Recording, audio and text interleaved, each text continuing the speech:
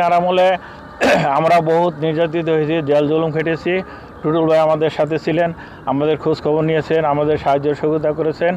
টুটুল ভাই যদি মনোনয়ন পান তাহলে রূপগঞ্জকে সন্ত্রাস মুক্ত করতে পারবেন, রূপগঞ্জকে চাঁদাবাজি মুক্ত করতে পারবেন, রূপগঞ্জের বেকার সমস্যা দূর করতে পারবেন, রূপগঞ্জকে পুনর্বাসন করতে পারবেন। শরীফ আহমেদ টুটুল ভাই, ওনাকে যদি আমাদের চেয়ারম্যান মহোদয়, ভারপ্রাপ্ত চেয়ারম্যান মহোদয় জনাব তারেক রহমান সাহেব যদি ওনাকে ধানের শীষ প্রতীকে না রূপগঞ্জ একে মনোনয়ন দেন, তাহলে আমরা রূপগঞ্জবাসী মনে করব যে একজন স্বচ্ছ রাজনীতিবিদ এবং যিনি আপনার মাদক, সন্ত্রাস, চাঁদাবাজ, ভূমিদস্যুতা এগুলার পক্ষে উনি অতীতেও ছিলেন না, ভবিষ্যতেও উনি আমি মনে করি যে রূপগঞ্জবাসীর জন্য একজন স্বচ্ছ কাজ করবেন।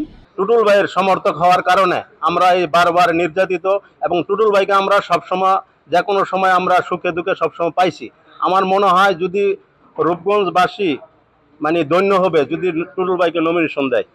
আর আমরা সবসময় টুটুল ভাইকে পেয়েছি, টুটুল ভাইয়ের সাথে রাজনীতি করে গেছি এই 20-25 বছর। আমি 2002 সাল থেকে টুটুল ভাইয়ের সাথে জড়িত, অন্তভাবে জড়িত রাজনীতির মাঝে। ছাত্র রাজনীতি যুব দলের সাথে সম্পৃক্ত হয়ে নারায়ণগঞ্জ জেলা যুব দলের ভাইস প্রেসিডেন্ট ছিলাম।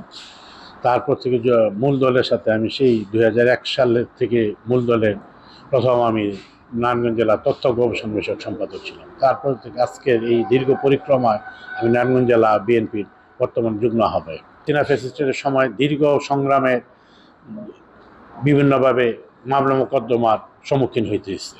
পাশাপাশি সর্বশেষ যে 5ই জানুয়ারি নির্বাচন, তথাকথিত নির্বাচন হয়েছে, সেই নির্বাচন 29 অক্টোবর থেকে আমাদের যে আন্দোলন হরতালের কর্মসূচি ছিল 29 অক্টোবর থেকে, সেই 29 অক্টোবর থেকে আগের প্রতিটা আন্দোলন সংগ্রামের সাথে তো সম্পৃক্ত ছিলামই।